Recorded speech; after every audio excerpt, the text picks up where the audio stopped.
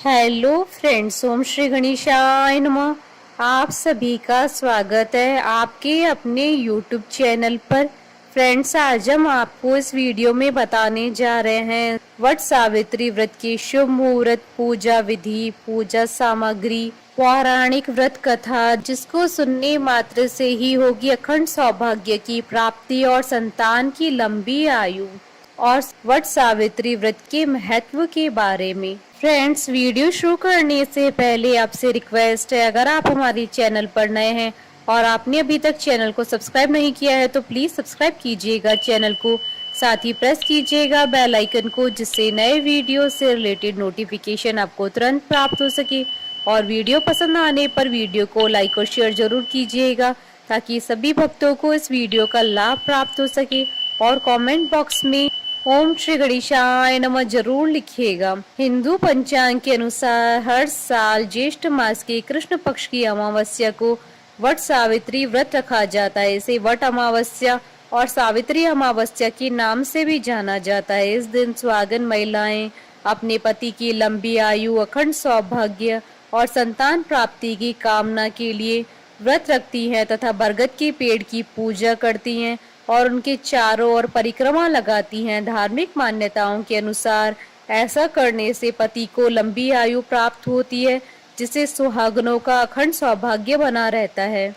इस दिन सुहागन महिलाएं वट वृक्ष की पूजा करती हैं तथा बरगद के वृक्ष की 7, 11, 21, 51 या 101 आदि सामर्थ्य के अनुसार परिक्रमा करती है और 7 बार कच्चा सूत लपेटती हैं। पुराणों के अनुसार वट वृक्ष में ब्रह्मा, विष्णु और महेश तीनों का वास होता है। वट सावित्री व्रत में वट और सावित्री दोनों का एक खास महत्व माना गया है। पीपल की तरह ही वट या बरगद वृक्ष का भी विशेष महत्व होता है। ऐसी मान्यता है कि वट वृक्ष के नीचे बैठकर ही सावित्री ने अपने पति सत्यवान को दोबारा जीवित कर लिया था। दूसरी कथा के अनुसार मार्कंडेय ऋषि को भगवान शिव के वरदान से वट वृक्ष के पत्ते में पैर का अंगूठा चूसते हुए बाल मुकुंद के दर्शन हुए थे। तभी से वट वृक्ष की पूजा की जाती है।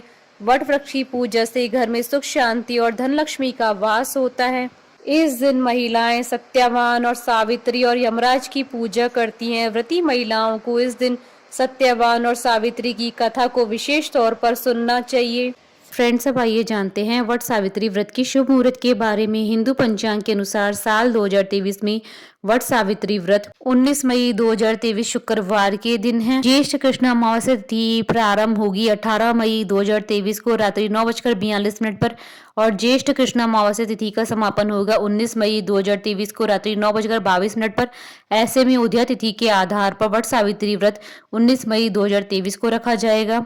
इस बार वट सावित्री व्रत के दिन कई शुभ संयोग बन रहे हैं। वट सावित्री के दिन शनि अपनी स्वराशि कुंभ में होंगे, जिससे शश नामक राजयोग बनेगा। इसके अलावा इस दिन सिद्धि योग भी रहेगा।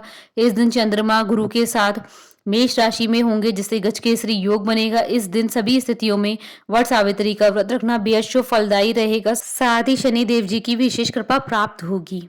फ्रेंड्स, अब आइए जानते हैं वट सावित्री व्रत के लिए क्या क्या पूजा सामग्री आवश्यक होती है। सत्यवान सावित्री की मूर्ति, धूप, मिट्टी का दीपक, घी, फूल, फल, लाल धागा, कलश, मौसमी फल, पूजा के लिए लाल कपड़े, सिंदूर, कुमकुम, रोली, चढ़ावे के लिए पकवान, अक्षत, हल्दी व 16 श्रृंगार के सामान। इसके अलावा वट वृक्ष के लिए बांस का पंखा और रोली, साथ ही जल से भरा हुआ पात्र और रोली। फ्रेंड्स, अब आइए जानते हैं वट सावित्री व्रत की पूजन विधि के बारे में। वट सावित्री व्रत के दिन महिलाएं ब्रह्म मुहूर्त में उठकर स्नान करके नए और स्वच्छ वस्त्र धारण करके 16 श्रृंगार करें। 16 श्रृंगार करने के बाद निर्जला व्रत का संकल्प करें। आप सभी पूजन सामग्रियों को इकट्ठा कर किसी बांस से बनी टोकरी या पीतल के पात्र में रख लें। फिर पहले घर में पूजा करें और सूर्य भगवान को जल चढ़ाएं। इसके बाद बांस की टोकरी में सप्त धान्य भरकर ब्रह्मा की मूर्ति की स्थापना करें।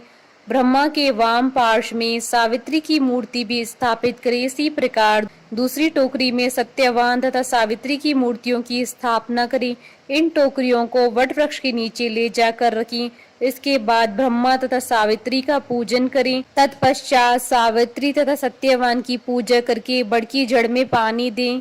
पूजा में जल, मूली, रोली, कच्चा सूत, भिगोया हुआ चना, फूल तथा धूप का प्रयोग करें। जल से वट वृक्ष को सींचे और उसके तने के चारों ओर कच्चा धागा लपेटकर कम से कम 7 बार परिक्रमा करें। बड़ के पत्तों के गहने पहनकर वट सावित्री की कथा सुनी। भीगे हुए चनों का बायना निकालकर नगद रुपए रखकर सासू जी के चरण स्पर्श करें। यदि सास वहां न हो तो बायना बनाकर उन तक पहुंचाएं। वट तथा सावित्री की पूजा के पश्चात प्रतिदिन पान, सिंदूर तथा कुमकुम से सौभाग्यवती स्त्री की पूजन का भी विधान है। यही सौभाग्य पिटारी के नाम से जानी जाती है। सौभाग्यवती स्त्रियों का भी पूजन होता है। पूजा समाप्ति के बाद ब्राह्मणों को वस्त्र तथा फल आदि वस्तुएं बांस के पात्र में रखकर दान करें। वट वृक्ष का पूजन समाप्त होने के बाद आप अपने घर आकर पति को बांस का पंखा झेलें और उन्हें पानी पिलाएं। पति को पानी पिलाने के बाद आप अगले दिन 11 चने और वट वृक्ष की लाल रंग की कली को पानी से निकलकर अपना व्रत संपन्न करें। फ्रेंड्स, अब आइए आरंभ करें वट सावित्री व्रत की पौराणिक कथा। भद्र देश के एक राजा थे जिनका नाम अशुपति था। भद्र देश के राजा अशुपति के कोई संतान न थी। उन्होंने संतान की प्राप्ति के लिए मंत्रोच्चारण के साथ प्रतिदिन 1 लाख आहुतियां दी। 18 वर्षों तक यह क्रम जारी रहा। इसके बाद सावित्री देवी ने प्रकट होकर वर दिया कि हे राजन, तुझे एक तेजस्वी कन्या पैदा होगी। सावित्री देवी की कृपा से जन्म लेने के कारण से ही कन्या का नाम सावित्री रखा गया। कन्या बड़ी होकर बेहद रूपवान हुई। योग्य वर न मिलने की वजह से सावित्री के पिता दुखी थे। उन्होंने कन्या को स्वयं वर तलाशने के लिए भेजा।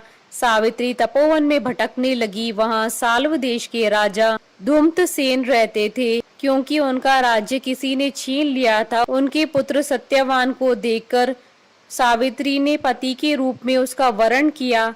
ऋषि राज नारद को जब यह बात पता चली तो वह राजा अशुपति के पास पहुंचे और कहा कि हे राजन, यह क्या कर रहे हैं आप? सत्यवान गुणवान है, धर्मात्मा है और बलवान भी है, पर उसकी आयु बहुत छोटी है। वह अल्प आयु है। 1 वर्ष के बाद ही उसकी मृत्यु हो जाएगी। ऋषि राज नारद की बात सुनकर राजा अशुपति घोर चिंता में डूब गए। सावित्री ने उनसे कारण पूछा तो राजा ने कहा, पुत्री, तुमने जिस राजकुमार को अपने वर के रूप में चुना है वह अल्प आयु है। तुम्हें किसी और को अपना जीवन साथी बनाना चाहिए। इस पर सावित्री ने कहा, पिताजी, आर्य कन्याएं अपनी पति का एक बार ही वरण करती है। राजा एक बार ही आज्ञा देता है और पंडित भी एक ही बार प्रतिज्ञा करते हैं और कन्यादान भी एक ही बार किया जाता है।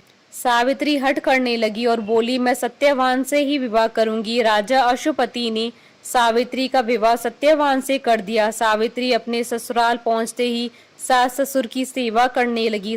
समय बीतता चला गया। नारद मुनि ने सावित्री को पहले से ही सत्यवान की मृत्यु के दिन के बारे में बता दिया था। वह दिन जैसे जैसे करीब आने लगा, सावित्री अधीर होने लगी। उन्होंने 3 दिन पहले से ही उपवास शुरू कर दिया। नारद मुनि द्वारा कथित निश्चित तिथि पर पितरों का पूजन किया। हर दिन की तरह सत्यवान उस दिन भी लकड़ी काटने जंगल चले गए। साथ में सावित्री भी गई। जंगल में पहुंचकर सत्यवान लकड़ी काटने के लिए एक पेड़ पर चढ़ गए। तभी उसके सिर में तेज दर्द होने लगा। दर्द से व्याकुल सत्यवान पेड़ से नीचे उतर गए। सावित्री अपना भविष्य समझ गई। सत्यवान के सिर को गोद में रखकर सावित्री सत्यवान का सिर सहलाने लगी। तभी वहां यमराज आते दिखे। यमराज अपने साथ सत्यवान को ले जाने लगे। सावित्री भी उनके पीछे पीछे चल पड़ी। यमराज ने सावित्री को समझाने की कोशिश की कि यही विधि का विधान है, लेकिन सावित्री नहीं मानी। सावित्री की निष्ठा और पति परायणता को देखकर यमराज ने सावित्री से कहा, हे देवी, तुम धन्य हो, तुम मुझसे कोई भी वरदान मांगो। सावित्री ने कहा, मेरे सास ससुर वनवासी और अंधे हैं, उन्हें आप दिव्य ज्योति प्रदान करें। यमराज ने कहा, ऐसा ही होगा, जाओ अब लौट जाओ। लेकिन सावित्री अपने पति सत्यवान के पीछे पीछे चलती रही। यमराज ने कहा, देवी तुम वापस जाओ। सावित्री ने कहा, भगवान, मुझे अपने पति देव के पीछे पीछे चलने में कोई परेशानी नहीं है। पति के पीछे चलना मेरा कर्तव्य है। यह सुनकर उन्होंने फिर से उनसे एक और वर मांगने के लिए कहा। सावित्री बोली, हमारे ससुर का राज्य छिन गया है, उसे पुनः वापस दिला दे। यमराज ने सावित्री को यह वरदान भी दे दिया और कहा, अब तुम वापस लौट जाओ। लेकिन सावित्री पीछे चलती रही।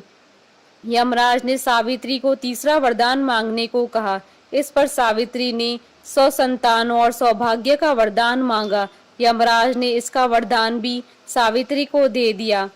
सावित्री ने यमराज से कहा कि प्रभु, मैं एक पतिव्रता पत्नी और आपने मुझे पुत्रवती होने का आशीर्वाद दिया। यह सुनकर यमराज को सत्यवान के प्राण छोड़ने पड़े। यमराज अंतर्ध्यान हो गए और सावित्री उसी वट वृक्ष के पास आ गई जहाँ उसके पति का मृत शरीर पड़ा था। सत्यवान जीवित हो गया और दोनों खुशी खुशी अपने राज्य की ओर चल पड़े। दोनों जब घर पहुंचे तो देखा कि माता पिता को दिव्य ज्योति प्राप्त हो गई। इस प्रकार सावित्री सत्यवान चिरकाल तक राज्य सुख भोगते रहे। अतः पतिव्रता सावित्री के अनुरूप ही प्रथम अपने सास ससुर का उचित पूजन करने के साथ ही अन्य विधियों को प्रारंभ करे। वट सावित्री व्रत करने और इस कथा को सुनने से उपासक के वैवाहिक जीवन या जीवन साथी की आयु पर किसी भी प्रकार का कोई संकट आया भी हो तो वह टल जाता है। हमारे साथ इस वीडियो में अंत तक बने रहने के लिए आपका धन्यवाद। ओम श्री गणेशाय नमः।